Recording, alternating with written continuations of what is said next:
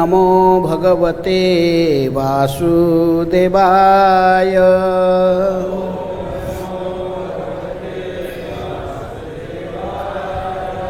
ओम नमः भगवते वासुदेवाय।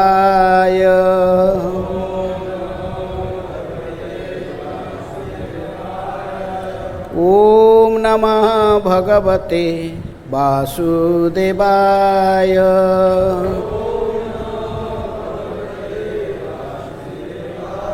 नारायणं नमस्कृत्य नरं चैव नरोत्तमं देवीं सरस्वतीं व्यासं ततो जयमुदीरये। नष्टप्रायेषु अभद्रेषु नित्यं भागवत सेवया भगवते उत्तम श्लोके भक्तिर्भवति नैष्ठिकी।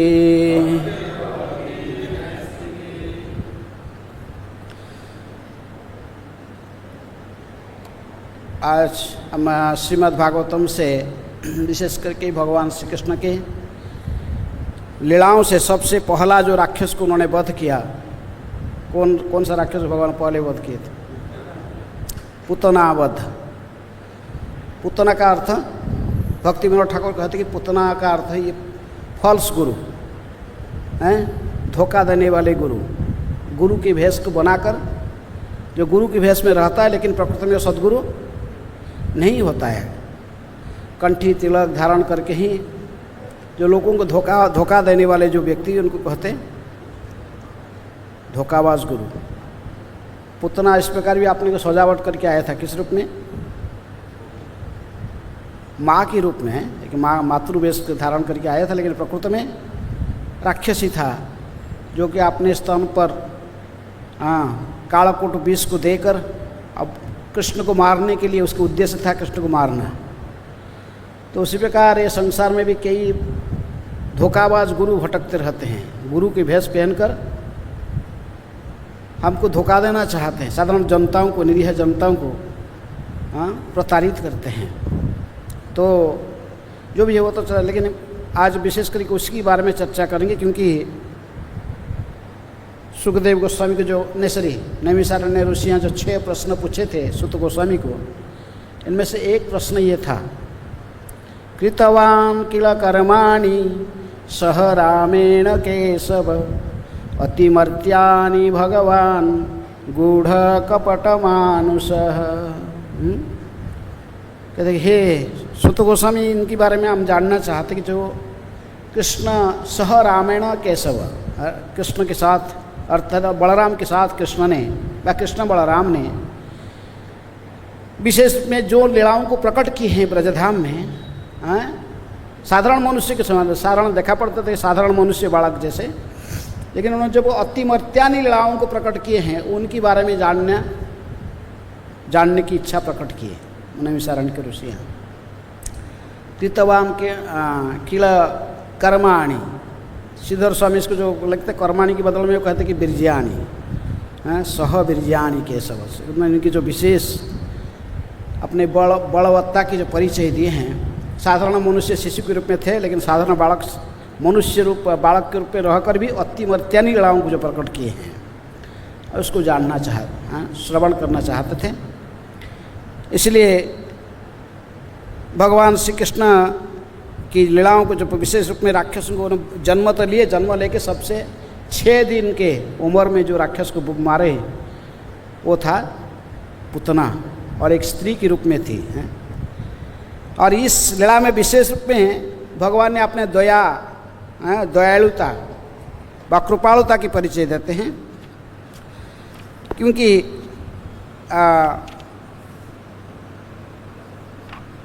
भगवान ने जो जैसे पहले से उद्धव ने तीसरे स्कंद में उद्धव और मैत्री के संवाद में उद्धव ने इसी बात को भी कहे कि उद्धव ने भी श्लोक प्रसिद्ध श्लोक है वो कि कि पुतना राक्षसी ने अपने स्तन में कालकूट विष देकर उन्हें मारने के लिए आया था, लेकिन भगवान ने फिर भी उसको मातृपद पर, धाई की पद पर अधिष्ठित कर दी। ऐसे भगवान को छोड़कर कौन ऐसा व्यक्ति है जो दूसरे की शरण में जाएगा? कंगवा दयालु शरणं ब्रजेम। और श्लोक का जो शुरुआत नहीं, पहले लाइन अहोबकियं स्तनकालकूटं जिघ्रांसयाप्यदप्यसाध्वी लेभे धात्रिगतिम् उचितं किमन्या कंगवा दयालु शरणं ब्रजेम।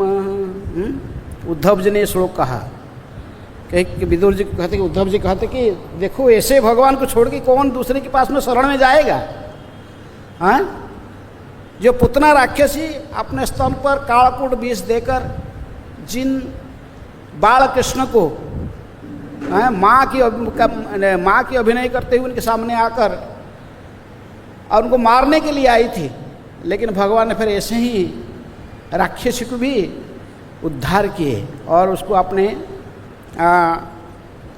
धाम में, गोलोक वृंदावन में भेज दिए। माँ जसोदा की किस रूप में? माँ जसोदा की एक सहयोगी, भगवान की सेवा में सहायता करने के लिए माँ जसोदा के असिस्टेंट बना के उनको भेज दिए। ऐसा जो भगवान है, इनको छोड़कर कौन ऐसे व्यक्ति जो दूसरे किसी की शरण में जाएगा? अर्थात भगवान कृष्ण इतनी दयालु है, कृपालु है, भक्त वत्सल है। जो राक्षस तो भक्त वत्सल, तो भक्तों की गति फिर क्या होगा? यदि ऐसे राक्षसी को भी उन्होंने ऐसे ही गति प्रदान करते हैं।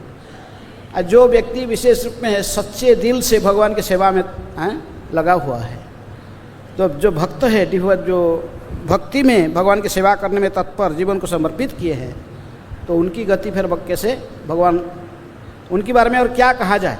ये निश्चित रूप में भगवान की चरण कमल को अवश्य प्राप्त करेंगे, क्योंकि ये प्रसंग इतनी महान है। क्योंकि इस प्रसंग में अंत में जो सुखदेव गोस्वामी कहते हैं, ययतं पुतना मोक्षं कृष्णस्यार्भकम् अद्भुतं शृणुया श्रद्धया मर्त्यो गोविंदे लभते रप्तिम।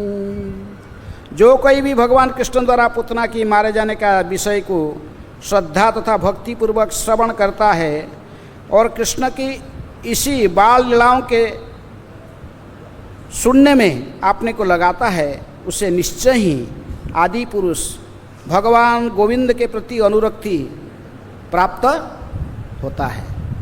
इसलिए हम सभी भगवान के चरण कमल में हमारे मति रति को लगाना चाहते हैं, तो फिर इसी लीलाओं को बड़ा सावधानी से सुनना चाहिए। कौन से लीला को?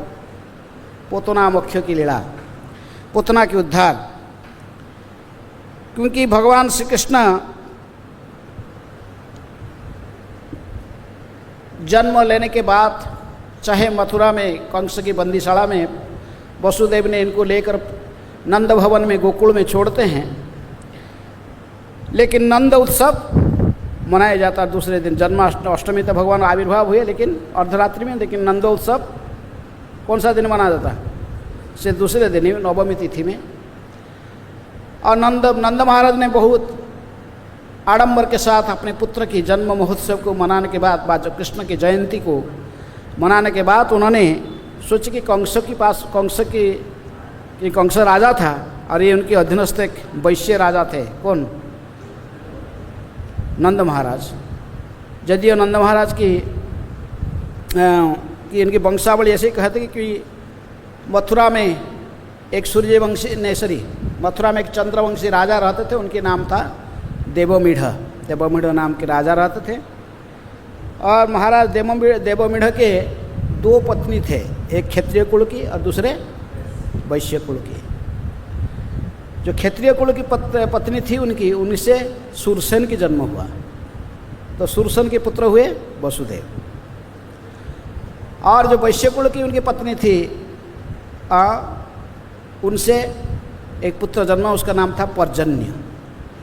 अब पर्जन्य के 5 पुत्र थे, उनमें से बीच वाले पुत्र थे नंद महाराज। उपनंद, सुनंद, नंद, नंदन, अभिनंद, जी 5 पुत्र थे। यदि वो उपनंद सबसे बड़े थे और ब्रज के राजा वैश्य कुल के राजा बनने के वो अधिकारी थे, लेकिन 5 भाई में से नंद महाराज सर्वगुण संपन्न थे। सभी भाइयों से सबसे अच्छे गुण वाले होने के कारण, योग्यता होने के कारण उपनंद को जब राज्याभिषेक हो रहा था, राजा के रूप में उनको वैश्यों के राजा के रूप में अभिषिक्त करा जा रहा था, तो उन्होंने स्वयं अपने राज मुकुट को उतार कर किसको पहना दिया? नंद महाराज को पहना दिया। क्योंकि प्रकृति में ये इस पद का अधिकारी नंद है। यदियो मैं बड़ा भाई हूँ, मैं बड़े भाई होने के नाते मुझे राज मुकुट पहना जा रहा है, लेकिन नाम के आधार पर मैं उपनंद, उप का अर्थ है असिस्टेंट, वो नंद है और मैं उपनंद हूँ। इसी प्रकार नंद महाराज को ब्रज के राजा बने थे। इसलिए वसुदेव और नंद महाराज ने कैसा संपर्क हो रहा था आपको पता लग रहा है? हाँ, एक ही परिवार के है। जो देखा जाए एक विशाल दृष्टि से इसको देखा जाए तो एक ही परिवार, एक ही जो पिताजी के दृष्टि से वो एक ही वंश से आए थे, इसलिए भाई भाई होते थे, संपर्क ऐसा ही था। तो इसलिए जब भी उन्होंने भगवान ने श्री कृष्ण के नंदोत्सव मनाने के बाद, कृष्ण के जन्म उत्सव जयंती को मनाने के बाद नंद महाराज ने सोचे कि थोड़ा कर भी चुका देना चाहिए। कंस को कुछ इनको टैक्स देना पड़ता था। वैश्य कुल के जो राजा होते थे, जो कुछ एरिया के राजा बनते थे, उनसे टैक्स सब उन्हीं को भरते थे जो लोग, और वो टैक्स सब इकट्ठी करके ही तो वो लेके पहुँचाते थे कहाँ? कंस के पास। इसलिए उन्होंने सोचे कि अभी कंस को भी लेकर अपने कर चुका देना चाहिए। लेकिन कंस के पास में गए जाने का उनके एक भी इच्छा था कि उनको मिलना। किनको? वसुदेव को। जितने उत्कंठा नंद महाराज की था, इससे ज़्यादा उत्कंठा था वसुदेव की मिलने के लिए। किसको? नंद महाराज को। क्योंकि ये बात को नंद महाराज को पता नहीं, लेकिन वसुदेव ने जो अपने बालक को लाकर, कृष्ण को लाकर छोड़े थे नंद भवन में, इनको पूरे पता है, और पूरे सदा चिंतित रहते थे अपने छोटे बालक को जो इनको लेकर नंद भवन में छोड़े, तो मिलना चाहते थे। इसलिए जो नंद महाराज ने अपने कर चुकाने के बाद जाकर मिले। किसको? वसुदेव को मिले। जब वसुदेव और नंद की भेंट हुआ तो वसुदेव ने कहने लगे कि आप तो अभी कर तो चुका दी है नंद महाराज ने इसका, कंस का, और अभी मेरे साथ भी तो आप मिल लिए, बातचीत होगी, आप जल्दी से जल्दी ब्रज में वापस चाहिए। क्योंकि वसुदेव जी ने जानते थे कंस की जो कुछ कंस कर रहा था, जो कुमंत्रणा अपने मंत्रियों से प्राप्त करके, वो जो उनको पता था कि ये उस बालक को मारने के लिए प्रयास अवश्य करेगा। कौन? कंस ने। इसलिए वसुदेव ने, नंद महाराज ने कहा कि भाई मेरे भाई, अब तो आपने कंस को वार्षिक कर चुका दिया है और मुझसे भी भेंट कर चुके हैं, अतः इस स्थान पर और अधिक समय रहना ठीक नहीं है। गोकुल लौट जाना बेहतर है, क्योंकि मैं जानता हूँ कि वहाँ कुछ अवश्य उपद्रव हो सकते हैं। कि वसुदेव को ऐसा खबर भी रहता था कि कंस ने अपने मंत्रियों को मंत्रणा करके ही क्या किया जाए। क्योंकि जब जोगमाया जो भी उन्होंने जो जसोदा की पुत्री को जो लेके गए थे वसुदेव ने, लेकर आपने बताए थे ही मेरा अष्टम गर्भ से देवकी का ये लड़की ही जन्म हुई है। हरे कृष्णा। साउंड वाले। हरे कृष्णा। ओके। तो जब भी तो उन्होंने तो जोगमाया देवी थी, और उनको जब कंस ने उठाकर पटकना चाहता था, कहाँ? पत्थर के ऊपर, तो देवी ने अष्टभुज धारण करके ही स्वर्ग में कंस के हाथ से फिसलकर आकाश में इसको दर्शन दिए। जोर से अट्टहास करते हुए कहे, कंसा तू मुझे मारना चाहता है, लेकिन तुझे मारने वाला कहीं ना कहीं जन्म हो चुका है, ऑलरेडी जन्म हो चुका, तुझे मारने वाला कहीं ना कहीं जन्म हो चुका है। तो इसलिए कंस ने मंत्रणा किया तुरंत ही कि कंस की जो आराध्य देवी थे वो दुर्गा देवी ही उसकी आराध्य देवी है, उनकी वो भक्त था, दुर्गा की भक्त था कंस। तो देखा मेरी आराध्य देवी को ही मैंने मानने जा रहा था, इनको उठा कि ये कैसे हुआ। तो उन्होंने सोचा कि हाँ, और देवी ने कहे कि मेरे को तो मारने वाला कहीं ना कहीं जन्म हो चुका है, प्रकट हो चुका। इसीलिए उन्होंने अपने मंत्रियों के साथ मंत्रणा करते हुए निर्णय किया। कुछ मंत्री लोग ने ये सलाह दिए कि यदि जन्म हो चुका तो कितना दिन में, 1 महीना 2 महीना 3 महीना इसी के अंदर तो जन्म हुआ होगा कहीं आसपास में। तो इसलिए सारे बालकों को, जितने नवजात शिशुओं को सब क्या किया जाए, इनको जान से मार दिया जाए हैं। लेकिन साथ साथ जोगमाया रूप गोस्वामी अपने ललित माधव नाटक में लिखते हैं कि साथ साथ वो एकनंसा देवी बा जोगमाया देवी ने ये भी कहे थे, देख कंस, तुझे तो किसी बालक के हाथ में तेरी मृत्यु होगा, लेकिन ये जो तुझे मारने वाला जो बालक है वो तो जन्म होने के साथ साथ अष्ट महाशक्ति भी जन्म हो चुके हैं, हाँ, जिन्होंने मेरे से भी अधिक सौंदर्यशालिनी, माधुर्यशालिनी, गुणवती, और ये बालिका को यदि कोई शादी कर लेगा तो महादेव को भी जय करने वाला बनेगा, हाँ। इसलिए वो दिग्विजयी बने, उसको कोई युद्ध में पराजय करने वाला नहीं होगा। तो इसलिए कंस ने कहा था कि पुतना को जितनी बालिका है इनको सब ला के मेरे पास पहुंचाना, जो लड़कियां सब जन्म ली हैं इनको मेरे पास पहुंचाना, और जितने लड़का है इनको मार डालना है। तो इसलिए बड़ा कहानी, उसको मैं डिटेल नहीं कह रहा हूँ, क्योंकि इसी कारण से पुतना भी उनको जाकर विंध्याचल में, राधा रानी था, चंद्रावली को भी पकड़ के लेके आ रहा था, उन्होंने उसके हाथ में फिसल गए थे। लेकिन फिर भी ब्रज में घूमते घूमते पुतना ये बालघातिनी, जैसे सुखदेव गोस्वामी कहते कि पुतना बालघातिनी, ये छोटे बच्चों को मारने वाली जो पुतना, ये ब्रज में घूम घूम के सब बालकों को प्रत्येक घर में प्रवेश करके बालकों को मारने में लगा हुआ था, कंस के निर्देशन में लगी हुई थी। मथुरा के आसपास में सर्वत्र घूम रही थी और बालक सभी की वध करने में लगी हुई थी, हैं। जैसे सुखदेव गोस्वामी कहते कि कंसेन प्रोहिता घोरा पुतना बालघातिनी शिशुंश्चचार निघ्नन्ति पूरग्राम ब्रजादिषु। जब नंद महाराज गोकुल लौट रहे थे तो वही भयानक पुतना, जिसे कंस ने बच्चों को मारने के लिए पहले से नियुक्त कर रखा था, नगर तथा गांव में घूम घूम कर अपना दुष्कर्म कर रही थी, हैं। पुतना राक्षसी थी, लेकिन आपने को एक सुंदरी स्त्री के समान सजा कर रखी थी, हैं। स्वर्ग की अप्सराओं से भी अधिक सुंदरी लगती थी, और अपने स्तन के अग्रभाग में उन्होंने कालाकुट विष लेपन करके ही भ्रमण करती थी। और लोग तो ब्रजवासी तो सरल होते, तो समझते थे कि कोई माता के रूप में जा रही है बच्चों के पास, बच्चों के स्नेह करने जा रही, लेकिन अपने स्तन में बच्चों की मुख को लगाते लगाते एक एक करके सारे बच्चों को वध करते करते जा रही थी।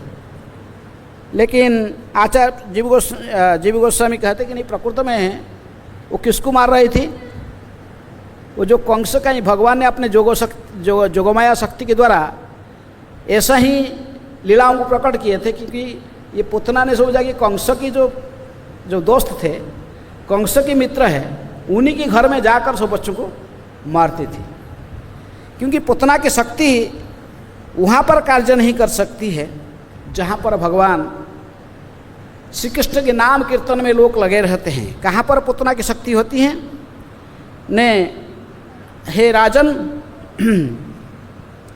न जत्र श्रवणादिनी रक्षोघ्नानि स्वकर्मसु कुर्वन्ति सात्वतां भर्तुर यातु धन्यश्च तत्र ही। हे राजन, जहाँ भी लोग कीर्तन तथा श्रवण द्वारा अपने भक्ति कार्य में लगे रहते हैं व श्रवण कीर्तन विष्णु और स्मरण में लगे रहते हैं, वहाँ बुरे लोगों से किसी प्रकार का खतरा नहीं रहता। ऐसे लोगों के जो सदा कृष्ण के श्रवण कीर्तन स्मरण में लगे रहते हैं, जब साक्षात भगवान वहीं विद्यमान रहते हैं, क्योंकि भगवान कहते कि मैं वहीं पर सदा निवास करता हूँ, जहाँ मेरे भक्त मेरे नाम कीर्तन में लगे रहते, लीला कीर्तन में लगे रहते हैं। नाहं तिष्ठामि वैकुंठे जोगिनां हृदय न च मद्भक्ता जत्र गायन्ति तत्र तिष्ठामि नारद। तो गोकुल के विषय में किसी प्रकार की चिंता की आवश्यकता नहीं थी, क्योंकि गोकुल की वासी सारे भगवान के ही भक्त थे, वो भगवान के श्रवण कीर्तन में लगे हुए थे। लेकिन जो कंस की अनुचर है, कंस की जो सब मित्र थे, वही लोग ने भगवान की कीर्तन भजन नहीं करते थे। इसलिए पुतना घूम घूम के सब उन्हीं के घर में प्रवेश करके उन्हीं के बच्चा को मार रहा था, हैं? तो इसलिए विश्वनाथ चक्रवर्ती ठाकुर भी कहते कि कितनी बुद्धू है, कौन? कंस ने पुतना को भेजा और पुतना जाके उसी के मित्रों की बच्चों को मार रहा था, हैं? भक्तों की बच्चों को मारना इसका हिम्मत नहीं थी, क्योंकि तो भक्तों के घर में तो सभी भगवान के श्रवण कीर्तन में लगे रहते थे। अब पुतना की हिम्मत नहीं वहाँ जाकर प्रवेश करना है, जहाँ हरि कीर्तन होता है, जहाँ पर भक्त लोग सदा हरिनाम के श्रवण कीर्तन, भागवत के श्रवण कीर्तन करते हैं, वहाँ पर किसी राक्षसी शक्ति का प्रवेश करना संभव नहीं है। इसीलिए ये जो स्वेच्छा से विचरण करने वाली पुतना उन्हीं कंस का ही मित्रों के घर में सब भ्रमण कर कर उन्हीं के बच्चों को ही मारता था, हैं? लेकिन फिर भी भगवान श्री कृष्ण इस कार्य में बड़े संतुष्ट नहीं थे, प्रसन्न नहीं थे, क्योंकि छोटे छोटे बच्चों जो अबोध बालक है और माँ के समान अभिनय करते हुए स्तन में हड़ाहड़ विष देकर उनको मारना, हैं? ये भगवान इसको पसंद नहीं करते थे। तो इसी प्रकार एक बार ये पुतना ने विचरण करते करते, कैसे कहाँ विचरण करते थे, ये खिचड़ी थी। प्रभुपाद जी कहते कृष्ण बुक में लिखते हैं, लीला पुरुषोत्तम श्री कृष्ण में, ये खिचड़ी भी एक प्रकार के वो राक्षसी होते जो आकाश में उड़ने की कला इनको पता है, आकाश में उड़ सकते हैं, आकाश में उड़ के एक स्थान से दूसरे स्थान जा सकते हैं।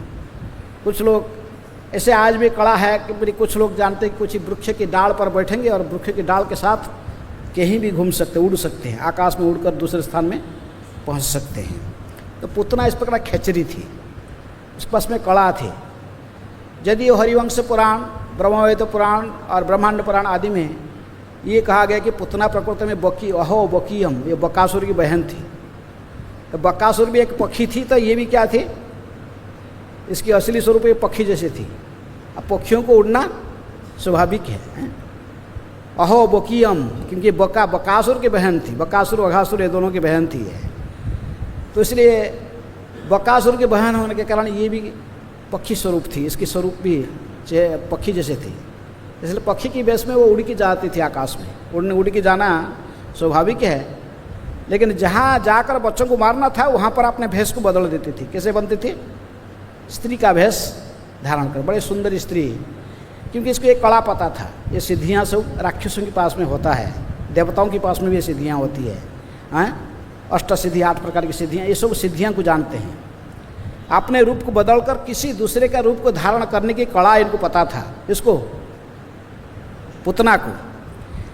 इसलिए एक दिन ऐसे घूमते घूमते पुतना ने तो वह अपनी जोग शक्ति से अपने को सुंदर स्त्री के रूप में बदल लिया और नंद महाराज के स्थान गोकुल में प्रविष्ट हो गई। ऐसे घूमते घूमते आकाश में घूम रही थी, घूमते घूमते नंद भवन को, नंद महाराज के आंगन को देखा, भवन को देखा, गोकुल के निवासियों को देखा, सुंदर गांव है। सोचे कि यहाँ भी बहुत बच्चे होंगे, हैं इस आसपास में बच्चे भी बहुत होंगे। लेकिन ऐसे सोचकर पुतना ने अपने रूप को बदल ली जोग शक्ति से। हरे कृष्णा, क्या हो रहा है इसका? हरे कृष्णा हरे कृष्णा। तो अपने रूप को बदल दी, सुंदर स्त्री के रूप धारण करके ही ये गोकुल में उतार गई, हैं? लेकिन ऐसे कई जगह में वर्णन है कि वो अर्धरात्रि में पहुंची थी। गोकुल में कब पहुंची है? अर्धरात्रि में पहुंचकर क्या होता है? हरे कृष्णा हरे कृष्णा हरे कृष्णा। तो इसलिए अर्धरात्रि में पहुंचकर वो पक्षी के रूप में, तो उसका स्वरूप असली स्वरूप बक्की की बकासुर की बहन कारण पक्षी के रूप में थे, जैसे हरिवंश पुराण में कही। तो उतर गए, उतर कर जाके पहले किसी बैलगाड़ी के नीचे बैठ गए। नंद भवन के ग्वाला लोग सब अपने गाड़ी बैल की गाड़ी रखते हैं, उसके नीचे बैठी थी। लेकिन भागवत में तो ऐसे वर्णन नहीं। भागवत में कहते कि वो सुंदरी, सुखदेव गोस्वामी स्पष्ट कहते कि ये अपने को एक सुंदर स्त्री के रूप में बदल दिया अपने भेष को। उसके नितंब बड़े बड़े थे, उसके स्तन दृढ़ तथा विशाल थे, जिससे उसकी पतली कमर पर अधिक बोझ पड़ता प्रतीत हो रहा था। वह अत्यंत सुंदर वस्त्र धारण की रखी थी।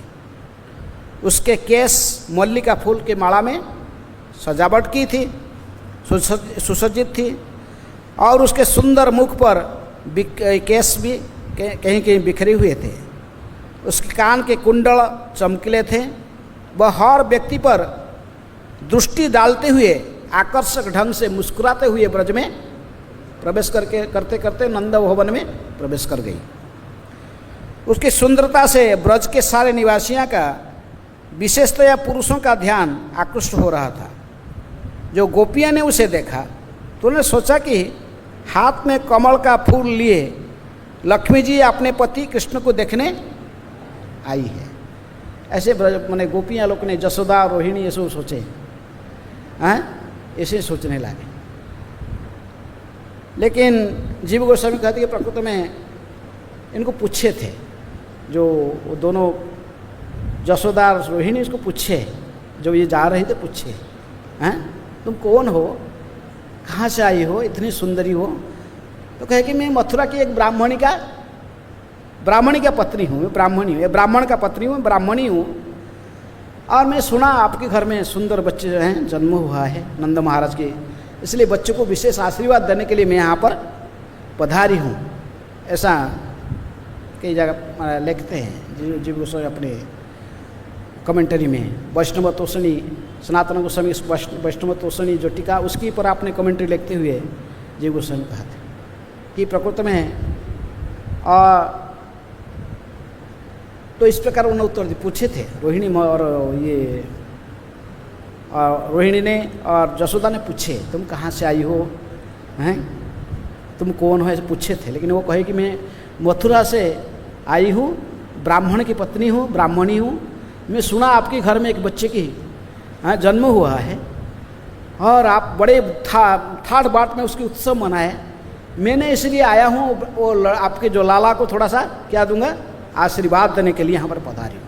लेकिन सुखदेव गोस्वामी ऐसा कुछ भागवत में वर्णन नहीं करते हैं। तो उन्होंने कहते कि जो इन्होंने नंद भवन में प्रवेश की तो इनको कोई रुका नहीं है। रोहिणी जसोदा सब देख रहे थे, लेकिन उन्होंने सोचे कि तो ये गोपियाँ तो उसको देख कर ऐसे सोचने लगे जो कि ये तो कमल का फूल भी हाथ में धारण करके रखी थी। कौन? पुतना ने। ये सोचे कि कमल के फूल को हाथ में लेकर लक्ष्मी जी अपने हमारे घर में प्रवेश कर गए हैं। ये लक्ष्मी जी हैं, मोहित हो रहे थे। विश्वनाथ चक्रवर्ती ठाकुर कहते कि ये कैसे मोहित हो गए? प्रकृति में भगवान की बहिरंग शक्ति इनको मोहित नहीं कर रहा था। रोहिणी और जसोदा रोहिणी जो मोहित हो गए पुतना को देखकर, सोच रहे थे कि सौभाग्य की देवी लक्ष्मी जैसे हैं। तो ये भगवान की जोगमाया शक्ति के कारण हैं, जोगमाया शक्ति ने इनको मोहित की कि भगवान को लीला करना था, हैं। तो इसलिए भगवान के जोगमाया शक्ति के कारण पे प्रभाव से आकर इन्होंने ऐसे ही सोचने लगे कि क्योंकि जो भक्त लोग हैं भगवान के जोगमाया शक्ति के द्वारा परिचालित होते हैं। महात्मानं स्तु पार्थ दैवी प्रकृति आश्रिता भजन्ते अनन्य मानस ज्ञानत्वा मांग भूतादिम अव्ययम। तो इसलिए जब गोपियाँ ने देखा कि ऐसे ही सुंदरी स्त्री अप्सरा से भी सुंदर है, यूँ लागे सोचने लगे कि ये तो कमल फूल लिए लक्ष्मी सौभाग्य की देवी ने, अपने पति कृष्ण को देखने के लिए आई है, ऐसा सोचने लगे हैं। इसको कोई रुकावट नहीं किया। पुतना ने अनायास में नंद भवन में प्रवेश कर गई। हैं, तो ये जो छोटे छोटे बालकों को ढूंढती हुई बच्चों की वध करने वाली पुतना बिना किसी रोक टोक से नंद महाराज के घर में घुस गई, क्योंकि वह भगवान की पराशक्ति द्वारा भेजी गई थी। वह किसी से पूछे बिना नंद महाराज के उस कमरे में घुस गई जहां उनके बालक को बिस्तर पर सोते देखा, जो राख में ढकी हुई अग्नि के समान थी। कृष्ण तो अग्नि के समान थे, ऊपर से साधारण बालक जैसे देखे, साधारण मनुष्य बालक जैसे लग रहे थे वो बाहर से, लेकिन प्रकृति में कैसे थे? जैसे राख के नीचे ढका हुआ आग है, आग है अंदर में, लेकिन ऊपर से राख इसको ढक के रखा है। तो राख ढकी अग्नि के समान असीम शक्ति संपन्न थे। वह समझ गई। पुतना जब देखी दूर से, कन्हैया को जब देखी कृष्ण को, देखते ही जब भाई एक नज़र भगवान के ऊपर डाल गया और भगवान भी एक बार देख ही लिए पुतना को। पुतना जब एक नज़र डाली कृष्ण के ऊपर, वो समझ गई कि यह बालक कोई साधारण बालक नहीं है, अपितु तो सारे असुरों को वध करने के हेतु है।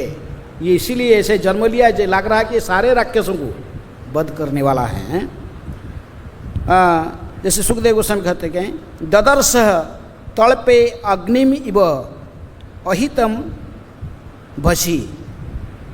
भसी का अर्थात भस्म, जैसे भस्म के अंदर में छुपा हुआ आग की तरह प्रतीत हो रहा था। इसी रूप में पुतना भी इनको देखी, लेकिन फिर भी पुतना तो कंस द्वारा प्रेरित हुई कि बद्ध कर, उसको भी बड़ा इच्छा थी कि कंस मैंने बच्चों को सब मारते मारते आया और इसको देखकर ये समझ गई कि यही बच्चा है जो भविष्य में किसको मारने वाला है, कंस का मृत्यु के कारण बनने वाला है। तो इसलिए जो बिस्तर पर जो पड़े हुए थे, विबुद्धतांग बालक बालकम अरिकाग्रहं, जो जैसे बिस्तर के ऊपर लौटे हुए सर्वव्यापी परमात्मा जो भगवान श्री कृष्ण ने समझ लिया कि छोटे बालकों को मारने से पटु यह डाइन पुतना मुझे भी मारने के लिए आई है, भगवान समझ गए।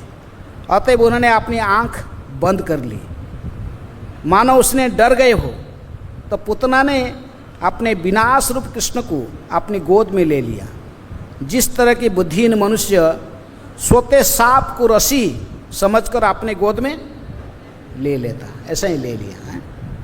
अपने गोद में ले लिया पुतना, उठा लिया भगवान भी, लेकिन भगवान तुरंत पुतना को देखकर क्या किए, आंख बंद कर लिए हैं। आचार्य लोग ने कई मत देते हैं किसी लिए पुत्र भगवान आंख बंद कर लिए हैं।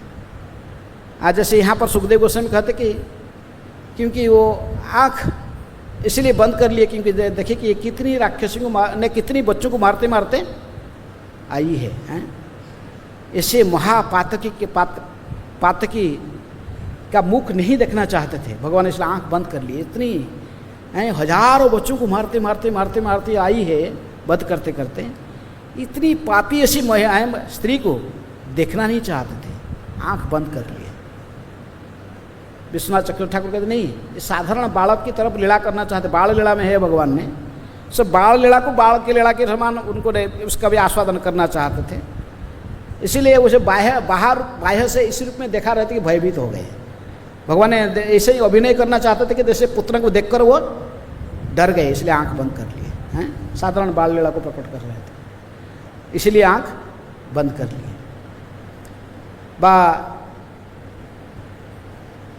ये आंख इसलिए भगवान ने इसको देख कर बंद कर लिए कि देख रहे थे कि ये है कौन।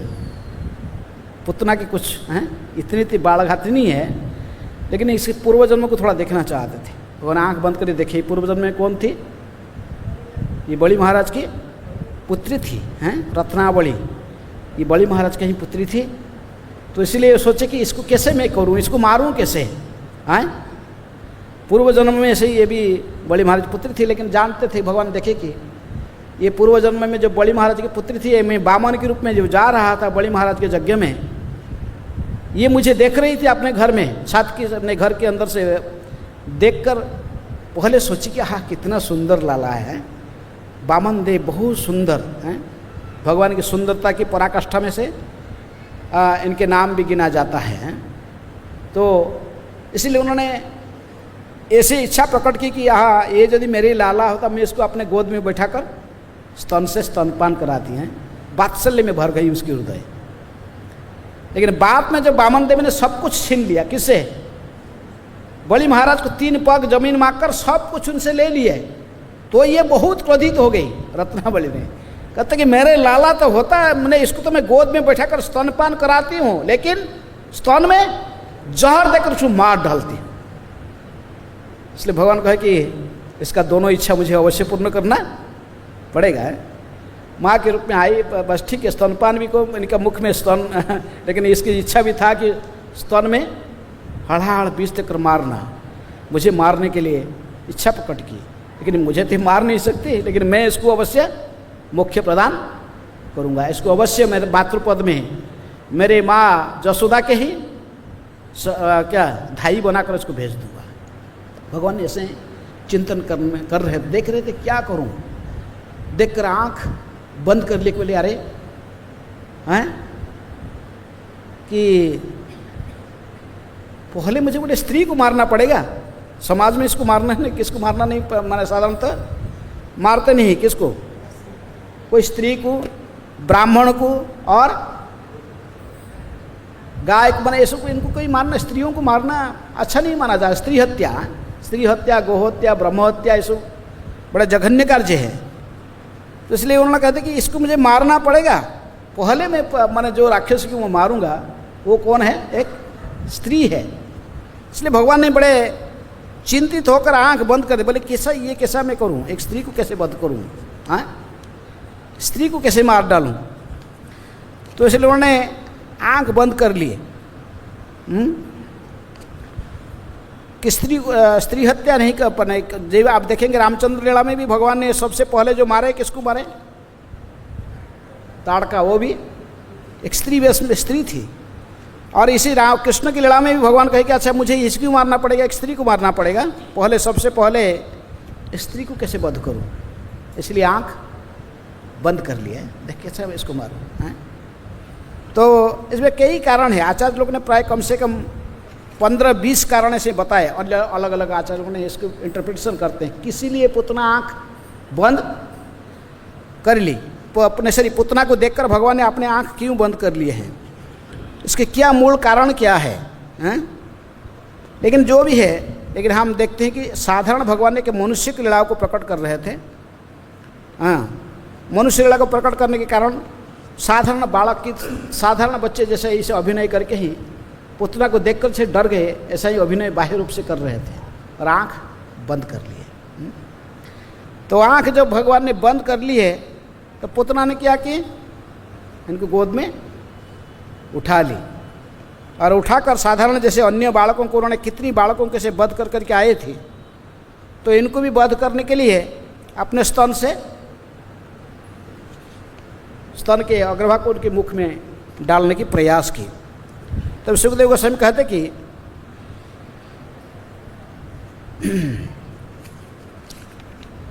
सुखदेव गोस्वामी कहते कि पुतना राक्षसी का हृदय कठोर एवं क्रूर था, किंतु ऊपर से वो अत्यंत स्नेहमयी माता लग रही थी। हृदय बड़ा कठिन है। प्रभुपाद जी कहते कि इसे साधारणतः समाज में लोग सुंदर स्त्री को देखकर समझ नहीं पाते उसका हृदय में क्या है, जानते नहीं है, लेकिन ऊपर बाह्य सुंदरता को देखकर मोहित हो जाते हैं। इसी है अब मोहित होते हैं, लेकिन बाद में फिर सारे समस्या में जब उनके फिर फंस जाते हैं उनके साथ बाह्य सौंदर्य को देखकर, अंत में उनके साथ में जब पहले तो चंद्रमुखी से फिर आस्ते आस्ते सूर्यमुखी, फिर ज्वालामुखी बनती है उनको समझ में। लेकिन बाह्य रूप से देखकर लोग मोहित हो जाते हैं कि पुतना राक्षसी का हृदय कठोर एवं क्रूर था, किंतु ऊपर से वह अत्यंत स्नेहमयी माता लग रही थी। वह मुलायम ढाल के भीतर तेज तलवार जैसी थी। तलवार को रखते हैं किसके अंदर? एक कवर होता है, लेकिन वो बड़ा वो थोड़ा सा मुलायम रहता है, लेकिन उसके अंदर धार वाले तलवार उसके अंदर रहता है। तो यद्यपि जशोदा तथा रोहिणी उसे कमरे के भीतर देखा, किंतु उसके सौंदर्य से अभिभूत होते हैं हो गए। हाँ, पुतना इतनी सुंदर बनी थी, अपने बाह्य रूप से सजा कर रखी थी। अवश्य सभी स्त्रियां ऐसे पुतना जैसे नहीं होते हैं। हाँ, शास्त्र में से स्त्रियों की भी 20 प्रकार के कैटेगरी कहा गई है। हाँ, वो जो वैकुंठ व आध्यात्मिक जगत में रहने वाले जो स्त्रियां, उनको पद्मिनी कहते हैं। पद्मगंधा स्त्रियां होते हैं। हाँ, पद्मिनी, चक्रिणी, शंखिनी, गदिनी, हस्तिनी, इस प्रकार लगभग 20। सबसे जो पुंसली स्त्री जो होते हैं, सबसे निम्न कोटि की स्त्री माने जाते, जो ऐसे ही धोखाबाज करने वाले स्त्रियां हैं बड़े। तो इसलिए सभी स्त्री ऐसे पुतना जैसे नहीं होते हैं, लेकिन पुतना इस प्रकार थी।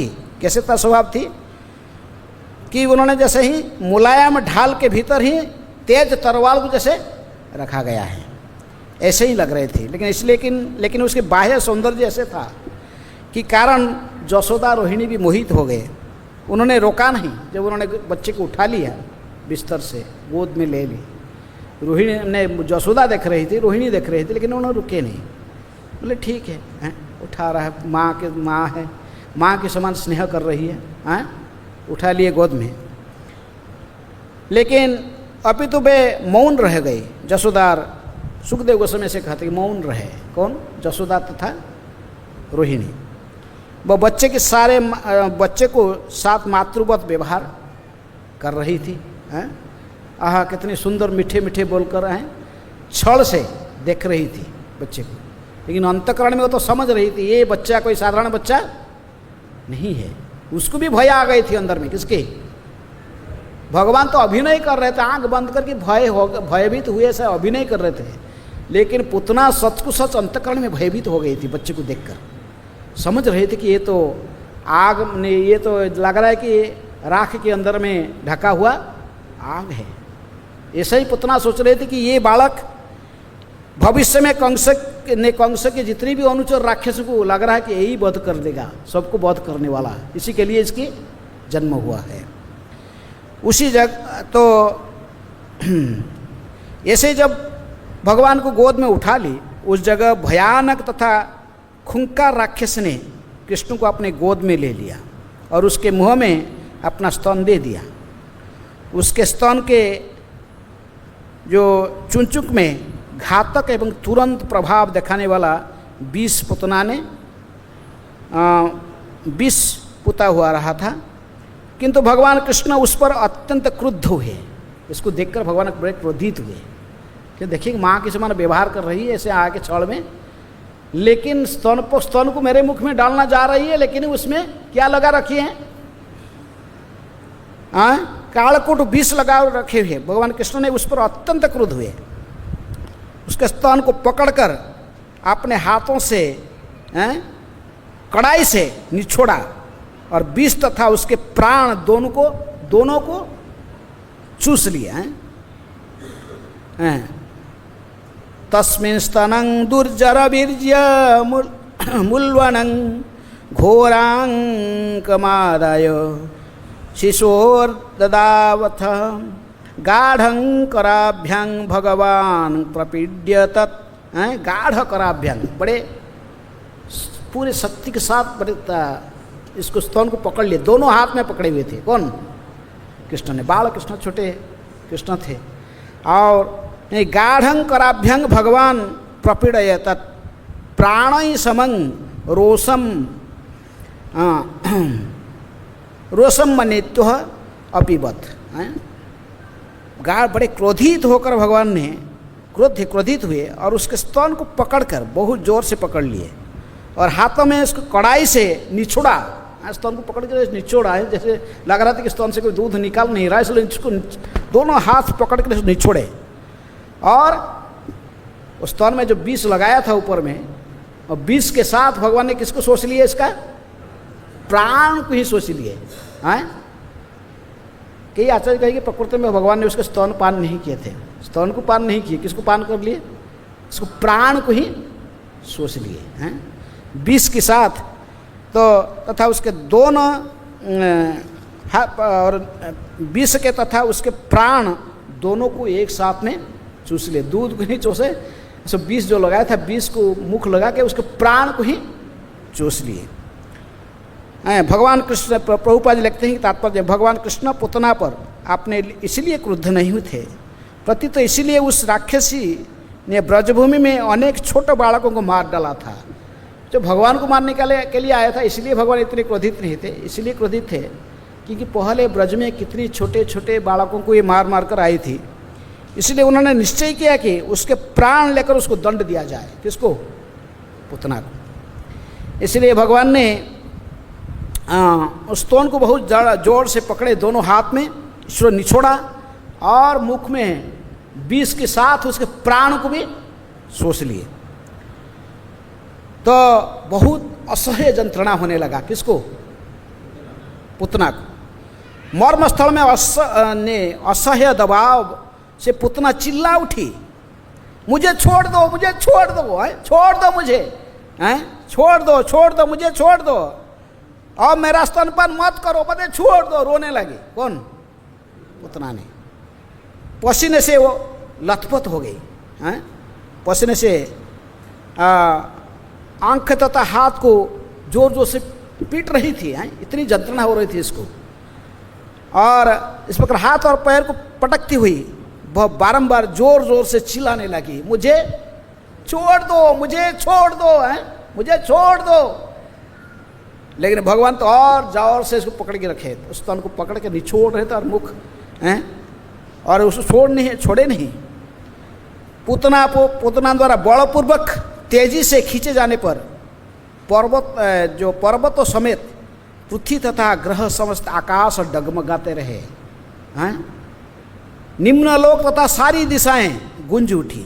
लोग इस आशंका से गिर पड़े कि उन पर बिजली गिर रही हो। पुतना जो चिल्ला रही थी वो आवाज़ तीनों लोक में पहुंच गया था। कि विश्वनाथ चक्रवर्ती ठाकुर कहते कि ऐसा शब्द श्लोक से रसा भाई, ये जो श्लोक में विशेष रूप में रसा शब्द पृथ्वी के नीचे की लोगों का भी उल्लेख करता है।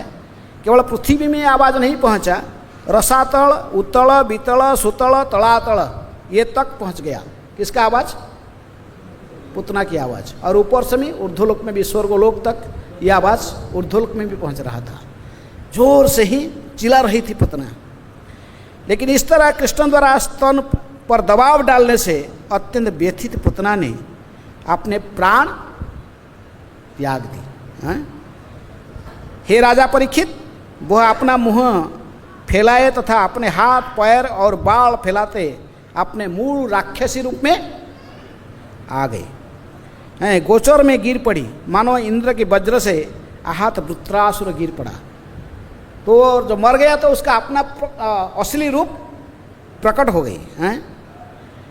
प्रभुपाद जी कहते कि पुतना महान राक्षसी थी, जिसे जोग शक्ति द्वारा अपने मूल रूप को छिपाने की कला ज्ञात थी। किंतु जब वह मर गई तो उसकी जोग शक्ति उसे छिपा नहीं पाई, जिससे वह अपने मूल रूप में प्रकट हो गई। जो जितने सिद्धियां प्राप्त करता है, जब तक शरीर है तब तक नहीं, जब तक उस प्राण इस शरीर में है तब तक वो कार्य करता है। व्यक्ति मर जाने के बाद उसका जोग शक्ति कुछ काम नहीं करता है। पुतना जब मर गई तो तुरंत ही उसकी जोग शक्ति से उसको छुपा नहीं पाया, वो अपने असली रूप में आ गई। अर्थात बच्चे को ऐसा ही माने बच्चे भगवान तो स्तन को पकड़ी रखे, लेकिन पुतना वो नंद भवन से भाग रही थी। ऐसा ही वो उड़कर ऐसा ही गई, क्योंकि भगवान ने इसको ऐसा ही उड़ा उड़ा कर ले रहे थे। वो जा रहा था कि कहीं जैसे कोई घर किसके ब्रजवासियों के घर के ऊपर जैसे न गिर जाए, गोकुलवासियों के घर के ऊपर जैसे न गिरे। कि पुतना कोई साधारण राक्षसी नहीं थी। जो गिरी तो उन्होंने कितनी माइल तक व्याप्त हो गई? 12 माइल तक। 12 माइल के अंचल में जितने भी सब था वृक्ष सब दबाव के नीचे गिरी। विशाल आकृति उसकी थी। तो इसलिए हे राजा परीक्षित, जब पुतना का विशाल शरीर भूमि पर गिरा तो उससे 12 माइल के दायरे के सारे वृक्ष चूर चूर हो गए। अपने विशाल शरीर में प्रकट होने से वह सचमुच असामान्य थी। लेकिन 12 माइल के अंचल में जितने भी सब था वृक्ष सब दबाव के नीचे गिरी। विशाल आकृति उसकी थी। तो इसलिए हे राजा परीक्षित, जब पुतना का विशाल शरीर भूमि पर गिरा तो उससे 12 माइल के दायरे के सारे वृक्ष चूर चूर हो गए। अपने विशाल शरीर में प्रकट होने से वह सचमुच असामान्य थी। लेकिन जिस जीवों से कहते प्रकृति में उसको उड़ा के तो भगवान ने बैठे थे ऊपर, लग रहा था कि छोटा बच्चा ऐसे ही उसको तौन को पकड़ी है ऊपर, और ये तो 12 माइल व्याप्त विशाल राक्षसी थी। लेकिन भगवान ने उसको ऐसे ही उड़ा के ले रहे थे जैसे कोई ब्रजवासियों के घर वार ऊपर न पड़ जाए, गिर जाए, इसलिए उसको लेकर वहाँ गिराए गोचर में स्थान में जहाँ गाय चरने वाला, और विशेष में कंस का बगीचा था उधर। कंस ने अपना बागान बना के रखा था, फल का बागान, और सब बहुत सुंदर बागान बनाई। तो कंस की बागानी के ऊपर ही गिराए भगवान ने, कि कंस का जो सब बगीचा था वो सब नष्ट भ्रष्ट हो गया, ब्रजवासियों की कोई नुकसान नहीं हुआ। इसलिए भगवान ने इसको लेकर वही स्थान पर गिराए कि राक्षसी के मुँह से जब गिर पड़ा, 12 माइल व्याप्त जितने भी सब वृक्ष सब थे, वृक्ष और सब चूरचार हो गए, सब बहुत जोर से आवाज़ करके सब उसके दबाव में, पुतना के शरीर के दबाव में सब चूर चूर होकर जमीन के साथ समान हो गए। राक्षसी के मुँह में दांत हल के अग्रभाग के जैसा था। हल के अग्रभाग कैसे देखें, जो खेती में जोतते हैं, हल जोतते हैं तो वो उसके अग्रभाग में क्या लगाते हैं, एक लोहे का क्या बोलते हैं उसको, हल ही बोलते हैं, तो उसको लगाते हैं लोहा का, तो उसके दांत ऐसे तीक्ष्ण थे। मुँह दांत हल के अग्रभाग कुशी जैसी थी है। उसके नाखूनें पर्वत की गुम्फा की तरह गहरे थी, पर्वत की गुम्फा जैसे नाक, क्योंकि इतनी बड़ा जो विशाल आकृति है, 12 माइल का आकृति व्यक्त है राक्षसी का। अब 12 माइल की आकृति जो इसका शरीर का इतनी विशाल है, तो उसके नाखून के कितने बड़े बड़े नाक होगा, और नाखून के जो नथुने के जो रास्ता है पर्वत की गुम्फा की तरह गहरे थे। उसके स्तन पर्वत से गिरे हुए बड़े बड़े प्रचंड व प्रस्तर खंड के समान थे उसके स्तन। उसके बिखरे बाल ताम्र रंग की थे। उसकी आंखें के गड्ढे चेहरे व भूपट कुआं की जैसे थी, आँख के अंदर जैसे थोड़ा सा गहरा दिखता है। उसकी भयानक जंघें नदी के किनारे जैसे थी। उसके बाजू, टांगे तथा पाँव बड़े बड़े पुलों की तरह, पुलों माने ब्रिज, बड़े बड़े पुलों के समान थी, तथा उसका पेट सूखी झील की तरह लग रही थी। ऐसे गिरी हुई ऊपर को मुख कर, तो उसका पेट ऐसे ही नीचे को दबा हुआ था, तो एक बड़े झील जैसे लग रही थी, सूखी झील की तरह दिख रही थी। ग्वालों तथा उनकी पत्नियां के हृदय, कान तथा सिर राक्षसी की जो चीख से पहले ही टहल चुके थे, और जब उन्होंने उसके अद्भुत शरीर को देखा तो वे और भी ज़्यादा डर गए। पुतना जो भाग रही थी ऐसे कृष्ण के ऊपर के स्तन पर बैठे हुए थे, स्तन को पकड़े छोटे बालक के रूप में, वो आकाश में उड़कर जा रही थी, ऐसे उड़ रही है, और ब्रजवासी तो भाग रहे थे। किसका पीछे पीछे? पुतना जहाँ जहाँ जा रहे थे आकाश में उड़ रहे, तो उसका पीछे पीछे भाग रहे थे ब्रजवासी। कहाँ गिरेगी? क्योंकि उनका पुत्र के बारे में चिंता करते थे। किसके बारे में? कन्हैया, जो बालक को ही लेकर भाग रही थी, उसके स्तन पर बालक तो भाग, वो क्या बालक को लेकर भागी, बालक इसको भगा रहे थे। कृष्ण ऐसे ही ऊपर बैठकर, वो ड्राइवर की जैसे कोई गाड़ी को चलाता है वो ऐसा ही बैठे हुए थे, उसके छाती में स्तन को पकड़, लेकिन वो उसको घुमा रहे थे। ये ब्रज के ऊपर, ब्रजवासियों के घर के ऊपर कहीं न गिर जाए, इसको घुमा घुमा के लेकर कंस का ही बागान के ऊपर ही गिराए, इसको वहीं गिरा। तो बालक कृष्ण भी, लेकिन जब ये गिरा इतने भयभीत होकर, ब्रजवासी सब भागते भागते, स्त्रियां पुरुष ब्रजवासी सब ग्वाला, उस समय तो नंद महाराज कहाँ थे? मथुरा में, और वो थे नहीं उस समय, अनुपस्थित थे गोकुल में।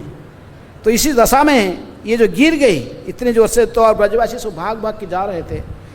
वो पहले से जो चिल्ला रही थी, चीख रही थी जोर जोर से, मुझे छोड़ दो, मुझे छोड़ दो। पुतना को आवाज़ को सुनकर तभी ये लोग भयभीत हो गए थे, लेकिन इस आवाज़ बहुत विकटाल था, सो कान में हाथ आंगली डाल दिए थे, इतना विकटाल आवाज़ है। तो लेकिन अभी जब सब भागते भागते पुतना जब सच को सच गिर गई, तभी उन्होंने जब इसके चेहरा को देखे, उन्होंने उसके अद्भुत शरीर को देखा, तो भी वे ज़्यादा डर गए। कौन? ब्रजवासी लोग हैं, स्त्री पुरुष बहुत ज़्यादा डर गए। बालक कृष्ण भी, लेकिन ये डरे नहीं थे। सब डरे हुए थे, लेकिन ये बालक कृष्ण नहीं ठहरे थे। बाल कृष्ण बड़े हैं। बालं च तस्या उरसी क्रीडन्तं कुत भयं गोप्यस्तुर्नः समभ्येत्य जगुहुर्जति संभ्रमा। बालक कृष्ण लेकिन निडर थे, ये भयभीत नहीं थे। बालक कृष्ण निडर होकर पुतना की छाती के ऊपरी भाग पर खेल रहा था। भगवान खेल रहे थे बड़े आनंद में। और जब गोपियां ने बालक के अद्भुत कार्यकलाप को देखा तो उन्होंने परम हर्षित होकर आगे बढ़कर उसे उठा लिए। किसको उठा लिए? कृष्ण को। हैं प्रभुपाद जी कहते कि ये है भगवान कृष्ण। हैं भगवान कृष्ण किसी भी स्तर किसी भी समय में व किसी अवस्था में वो अपने भगवत्ता का परिचय देते हैं। छोटे 6 दिन के बालक थे, लेकिन 6 दिन के बालक में होते हुए भी अपने भगवत्ता का परिचय दे। इतनी बड़े राक्षस को मार डाले, किसको? पुतना को। लेकिन लोग सोचते कि संसार में हम योग तपस्या करके ही सिद्धियां प्राप्त करके भगवान बनेंगे। भगवान बनने के लिए कोई तपस्या करना बा योग सिद्धि हासिल करने की आवश्यकता नहीं होता है। भगवान तो ऐसा ही षडैश्वर्यपूर्ण रहते हैं और भगवान किसी भी स्थिति में रहकर अपने भगवत्ता को परिचय देते हैं। यदि वो साधारण मनुष्य बालक के समान लीला करते थे, लेकिन फिर भी वो अपने भगवत्ता का परिचय मैंने छोटे से 6 दिन की उम्र में इतनी बड़े राक्षसी को मार डाले हैं। कोई कहता कि अरे भगवान ऐसा क्यों नहीं किया? पुतना जो 12 माइल का दूर इतने बड़ा शरीर अपने के विस्तारित कर लिया, तो भगवान भी चाहते अपना शरीर को भी इतनी विशाल कर सकते थे। हैं वो भी अपने विशाल करके फिर इसको उसके साथ लड़ाई करना था। किसके साथ? पुतना के साथ। तो भगवान ऐसा नहीं चाहते थे। किस लिए नहीं चाहते थे?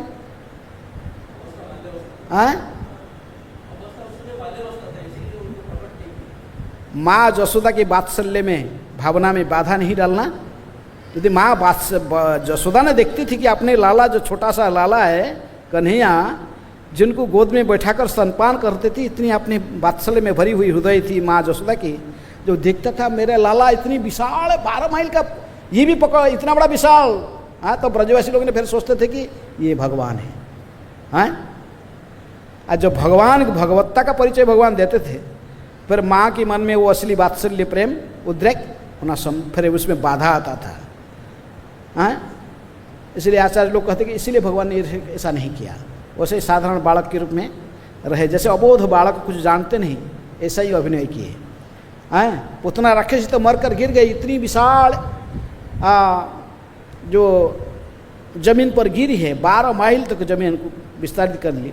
लेकिन भगवान ने छोटे से बालक जैसे ही थे अपने बिस्तर में सोए हुए थे, छोटे बालक के रूप में, ऐसा ही उसके स्तन के ऊपर खेल रहे थे। उसका स्तन तो विशाल थी और उसके ऊपर छोटा बालक की तरह कन्हैया बैठकर खेल रहे थे वहीं। तो इसलिए भगवान ने अपने असली ऐसे भगवत्ता का परिचय नहीं दी। बाहर यदि लोग समझ रहे थे, लेकिन भगवान ने फिर अपने को इसने पुतना की तरफ विस्तारित नहीं किए। यदि वामन अवतार में उन्होंने अपने को विस्तारित किया था। वामन अवतार में उन्होंने 3 पग जमीन मांगते हुए फिर जब लेने के लिए एक पैर में उन्होंने पूरा माप लिया था। किसको? संपूर्ण स्वर्गों को माप लिए, दूसरे पृथ्वी धरा को माप लिए, तीसरे पैर कहाँ रखो? बलि महाराज के साम्राज्य को 2 पग में माप लिए थे। त्रिविक्रम रूप धारण करके ही पूरे सृष्टि को व्याप्त हो गए हैं, पूरे आकाश में व्याप्त हो गए। लेकिन ऐसा लीला भगवान यहाँ नहीं किए, क्योंकि यहाँ भगवान ने माता जसोदा की वात्सल्य भावना में बाधा नहीं डालना चाहते थे। इसलिए उन्होंने प्रभुपाद जी इसको लिखते हैं कि भगवान कृष्ण अपने योग शक्ति से पुतना अपने शरीर को घटा बढ़ा सकती थी, तो भगवान भी कर सकते थे। किंतु भगवान चाहे जिस भी रूप में हो उसी के समान शक्तिशाली होते हैं। छोटा सा बालक बनकर भी वो पुतना से भी अधिक शक्तिशाली थे। कृष्ण असली भगवान है, क्योंकि चाहे वे बालक हो या युवक, वे रहते ही वही पुरुषोत्तम। उनने ध्यान या किसी अन्य बाह्य प्रयास से शक्तिशाली बनने की आवश्यकता नहीं होता, जैसे आजकल लोग सोचते हैं। और जैसे हिरण्यकशिपु भी सोचा, हिरण्यकशिपु सोचा कि तपस्या करके मैं भगवान बन जाऊंगा, सबसे शक्तिशाली बनूंगा। इसलिए ब्रह्मा जी को तपस्या करके प्रसन्न करके वरदान दिया था। मैं आकाश में नहीं मरूंगा, जल में, स्थल में, अंतरिक्ष में कहीं मृत्यु नहीं होगा, मैं आग में नहीं जलूंगा, पानी में डूबूंगा नहीं, बाहर में नहीं मरूंगा, अंदर में नहीं मरूंगा, हैं, कहीं किसी अस्त्र शस्त्र से मैं नहीं मरूंगा, किसी देवता, राक्षस, मनुष्य, गंधर्व, जक्ष, रख, किन्नर, किसी भी प्राणी के 84 लाख जोनी में जो इनकी सृष्टि है, ब्रह्मा जी की सृष्टि में, किसी के हाथ में मेरी मृत्यु नहीं होगी। ऐसा वरदान मांगते मांगते सोचा था कि मैं अमर बन गया। हाँ, ऐसा सोचते लोग, सोच के ऐसे सिद्धियाँ प्राप्त करके कोई भगवान नहीं बनता है। भगवान जो चाहे तो हाँ अपने नाखून ही उसको फाड़ के फेंक दिए। इसको हिरण्यकशिपु, अस्त्र का जरूरत नहीं पड़ा, केवल नाखून के सहारा में ही फाड़ के उसको फेंक दिए। तो इसलिए प्रभुपाद जी कहते कि भगवान किसी भी स्थिति में अपने भगवत्ता का परिचय दे सकते हैं, चाहे 6 दिन की उम्र में पुतना को वध कर डालें।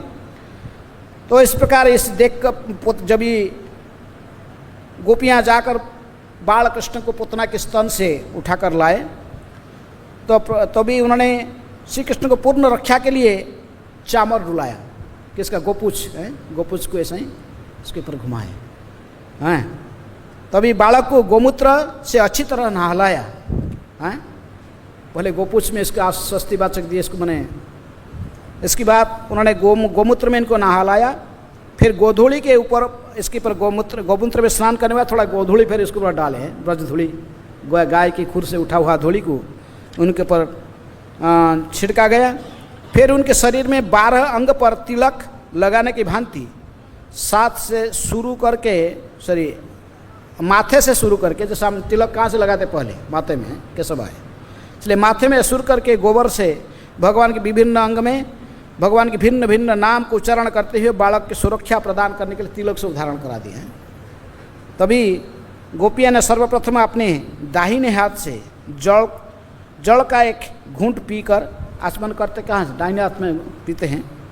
कैसे आचमन आप लोग करते हैं? केशवाय नमः, नारायणाय नमः, माधवाय नमः, श्री विष्णु श्री विष्णु श्री विष्णु, अपवित्र पवित्र वा सर्वावस्था गतो पिबा जस्मरित पुंडरीकाक्ष स बाह्याभ्यंतर सूचि। क्योंकि गोपियों को पता नहीं था कि यही भगवान है जिसके नाम हम ले रहे, वो यही बालक है।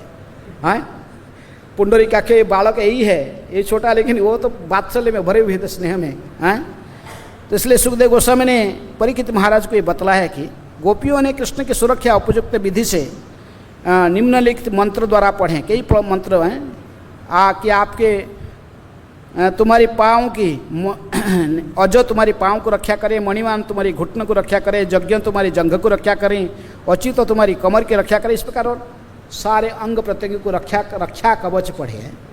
भगवान के भिन्न भिन्न नाम पढ़ के ऐसे चामर को, गोपुच को घुमा रहे थे कि भगवान के मैंने इनकी सुरक्षा की कामना भगवान विष्णु को प्रार्थना करके ही करते थे। इसी प्रकार जब पुतना की बद्ध हो गई, पुतना बद्ध हुआ और वो उस विशाल जमीन को कवर करके पड़ा हुआ, तभी ब्रजवासी लोगों ने भाग भाग के सब आए हैं, सो आके देख रहे थे। बहुत हल्ला मच गया, कहाँ से आ गई है, इतनी बड़े राक्षसी है। और आज तो हमारे बाल गोपाल को कौन बचा लिया है? बाल गोपाल बच गए, आज ये कन्हैया हमारा बच गया, इसको नारायण ने बचा लिया है। ये जानते नहीं कि वो नारायण ही इनका ही अंश है, किनके? कृष्ण का ही अंश है। लेकिन उन्होंने इस प्रकार सोच रहे थे, उसी समय घूमते हमने नंद महाराज भी वापस आ रहे थे। कहाँ से? वहाँ से मथुरा से वापस आ रहे थे गोकुल। तो उन्होंने देखा कि इतनी विशाल राक्षसी हैं, तो उन्होंने भी बड़ा प्रशंसा की, मन में सोचे कि ये जो अनकदुंदुभी जो वसुदेव है, ये बहुत बड़ा जोगी है, प्रकृति में महान संत है। इन्होंने हमको भविष्यवाणी पहले किया था कि जल्दी जल्दी जाओ गोकुल में, लग रहा है कि गोकुल में कुछ विपत्ति होने वाली है। तो उन्होंने मन में बड़ी प्रशंसा की, बोले यार ये तो सिद्ध महात्मा बन चुका है। कौन? वसुदेव ने, अनकदुंदुभी ने सिद्ध महात्मा बन चुका है। वो जो भविष्यवाणी किया था, हमको बोला था जल्दी जल्दी जाओ, गोकुल में कुछ विपद आने वाला है, सत को सत्य ये विपद है। देखें तो लोगों से सुने, इतनी बड़ी विशाल राक्षस को देखे हैं, राक्षसी को देखे मरा हुआ है। और ब्रजवासियों ने सब आकर लाकर सो क्या किया, अपने हथियार लेकर आए हैं, कुठार सब लेके आए, आके इसके शरीर को काटे, टुकड़े टुकड़े करके हैं। इतनी विशाल तो जलाएंगे भी कैसे, इकट्ठे इसको सब टुकड़े टुकड़े किए, टुकड़े टुकड़े करके ही आग लेके आया, बस जंगल से सूखा हुआ वृक्ष लाकर बस आग लगाए, लेकिन जो जल रहा था है पुतना के शरीर, उस शरीर से उस सुगंध, वो जो धुआं उड़ रही थी, उससे धुआं निकल रही थी शरीर जल के, तो उससे कैसा सुगंध आ रहा था? हाँ, एक अद्भुत दिव्य सुगंध आ रहा, फैल रहा था। क्योंकि भगवान ने जब उस स्तन को, सुखदेव गोस्वामी कहते, जब भगवान ने उसके स्तन को पकड़े और उस उसको स्पर्श किए, पुतना के शरीर को स्वहस्त में स्पर्श करके किए हैं, तो इसी कारण उसके सारे पाप धुल गए, उसके शरीर पवित्र बन गई। हाँ, इसलिए इसमें जब आग लगा उससे दिव्य सुगंध निकलने लगी। हैं, भगवान की ये विशेष प्रभाव था, क्योंकि उन्होंने अपने स्वहस्त में पुतना को स्पर्श किए, उसके स्तन को पकड़े और मुख लगाकर इसके प्राण को सोच लिए थे। तो इसलिए उसका शरीर से दिव्य सुगंध, जो ब्रजवासी लोग ना अपने अपने घर में थे, ये सुगंध जो चारों साइड फैलने लगा, आकाश में वायु है, वायु में लोग सब लोग कहाँ से आ रहा है सुगंध, कहाँ से आ रहा है, सब इसी को सुगंध को आस्वादन कर सब आकर 484 को ब्रज में लोग इकट्ठे हो गए। आगे देख रहे, अरे इतना बड़ा राक्षस जल रही है, और ये राक्षस का शरीर को जला रहा है, उसी के शरीर से इतनी सुगंध आ रहा है। लेकिन क्योंकि भगवान के शरीर, भगवान स्वयं स्वहस्त में इस पुतना के स्तन को पकड़े थे, उसको स्पर्श किए थे और उसको समस्त पापों से रहित कर दिए थे। इस प्रकार जब पुतना राक्षसी शरीर त्याग दी, तो भगवान ने इसको अपने धाम गोलोक वृंदावन में भेज दी, गोलोक में ही भेज दिए। तो अभी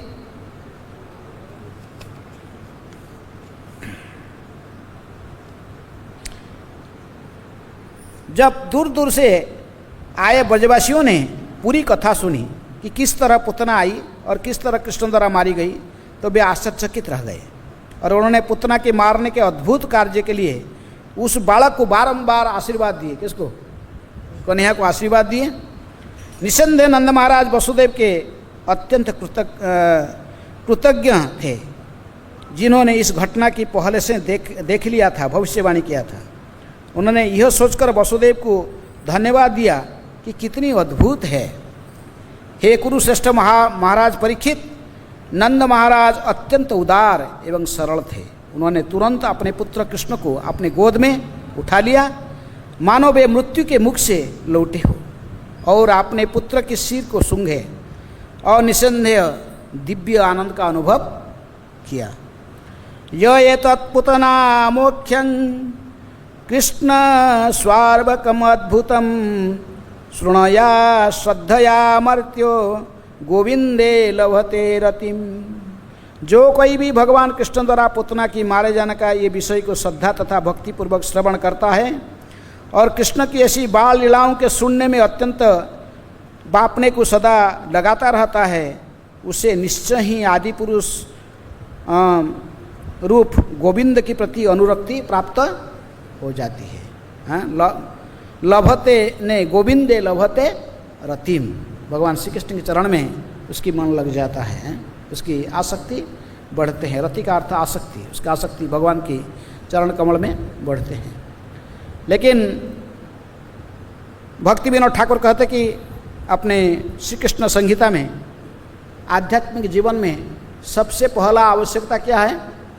गुरु, सद्गुरु ही आवश्यकता है। लेकिन कलि युग में ऐसा ही साधारण भेष में, गुरु की भेष में सब लोग बहुत नकली गुरु घूमते रहते हैं, ठग गुरु घूमते रहते हैं। और भगवान ने जितने भी राक्षस को वध किए हैं अपने लीला में ब्रज में, ये सब एक एक अनर्थ को नष्ट करना, एक लीलाओं को श्रवण करने से हमारे एक एक अनर्थ नष्ट होते हैं भाई। ये सब एक एक अनर्थ को ही प्रतिनिधित्व करते हैं। तो सबसे आध्यात्मिक जीवन में अनर्थ है यदि हम असद गुरु के पास पहुंचते हैं। लोग कई गुरु के भेष धारण करके से घूमते हैं, लेकिन प्रकृति में सदगुरु नहीं होते हैं। ये पुतना जैसे होते हैं। पुतना देख रही थी, एक सुंदर स्त्री रूप धारण करके आई थी, लेकिन माँ के समान तो बाह्य रूप में स्नेह करती थी स्तन में, लेकिन लगा के रखी थी क्या? कालाकूट विष लगा के रखी थी, मारना चाहती थी। इस संसार में ऐसा ही फॉल्स गुरु है जो आध्यात्मिक वैसे ही अपने को गुरु की भेष में तिलक कंठी धारण करके, नाके तिलक, गलाए माला, सवाए कलीर चेला। ये कली चेला है, ये नशा भी करते हैं, जुआसटा भी खेलते हैं, मांसाहार करते हैं, अवैध संग भी करते हैं। कहते कृष्ण यदि 16,108 रानी को शादी कर सकता है, वह इतने गोपियों के साथ में रास रचा सकता है, तो हमारे पास भी दो हैं 15, 20, 50 होते तो क्या हो गया, नुकसान क्या है।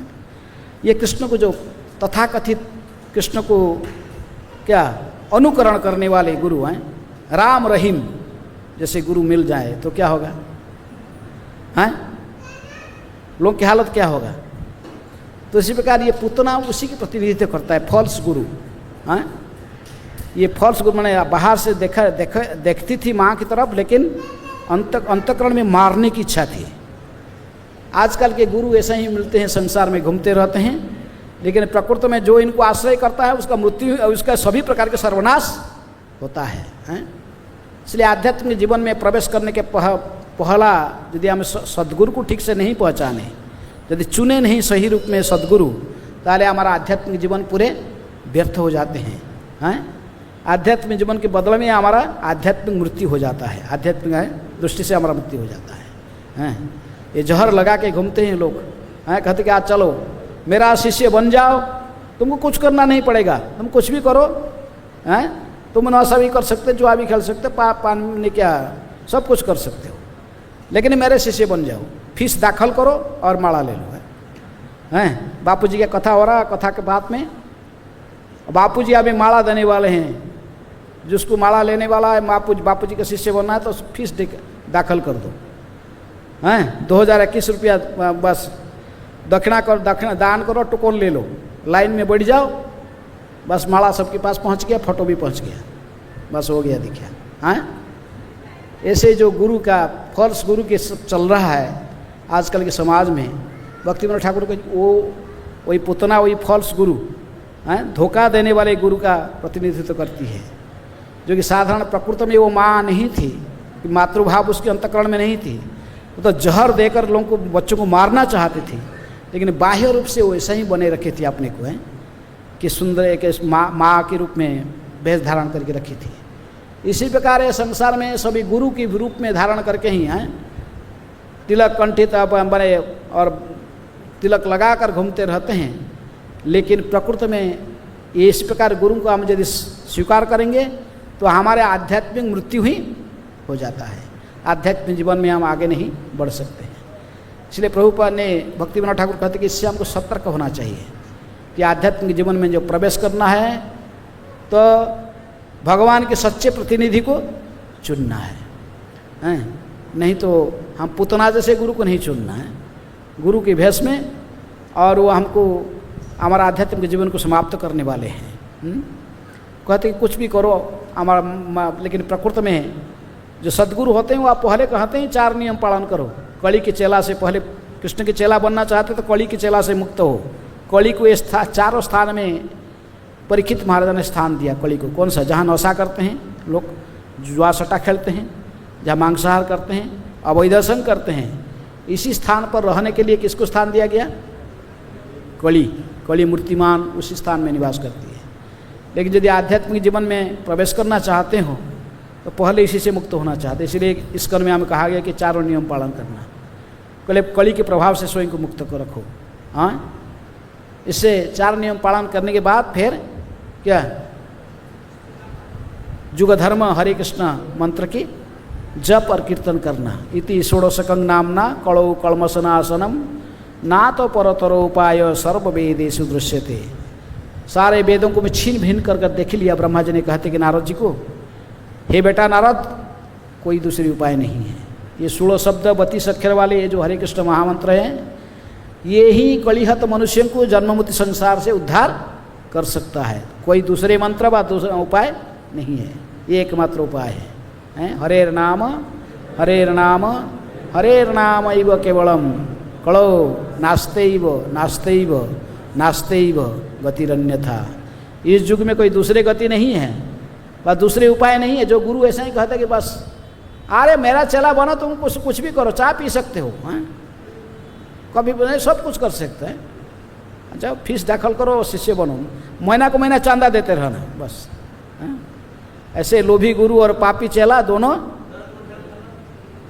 नरक में तो ऐसा गुरु नहीं चुनना।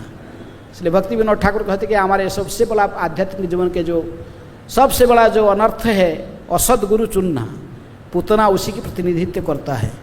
पूतना माँ के समान अपने को बाह्य रूप से भेष धारण करते हुए भी अंतकरण में वो जहर देकर मारना चाहती थी बच्चों को। अंतकरण में स्तन में कालकूट विष देकर मारना चाहती थी। इसी प्रकार ये जो गुरु होते हैं तथाकथित गुरु, असद गुरु, ये लोगों को प्रताड़ित करके ही इनके आध्यात्मिक जीवन को नष्ट भ्रष्ट करना चाहते हैं, उनको नर्कगामी कर देते हैं। ऐसे गुरु बहुत घूमते हैं। इसलिए सावधान रहना चाहिए। हमें सच्चे गुरु को, सदगुरु को चुनना चाहिए। भगवान श्री कृष्ण की शरण में रहना चाहिए। जो भगवान की शरण में रहता है भगवान की कृपा से इसको सदगुरु मिलते हैं। कृष्ण कृपाते गुरु मिले, गुरु कृपाते कृष्ण।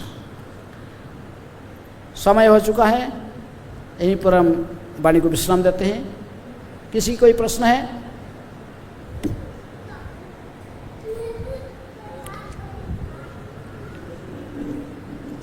जन्माष्टमी महामहोत्सव की जय।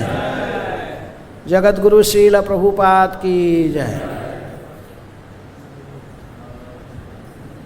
श्री श्री कृष्ण बलराम की जय। राधा श्याम सुंदर ललिता विशाखा देवी की जय। निताय गौर प्रेमानंदे हरि हरि।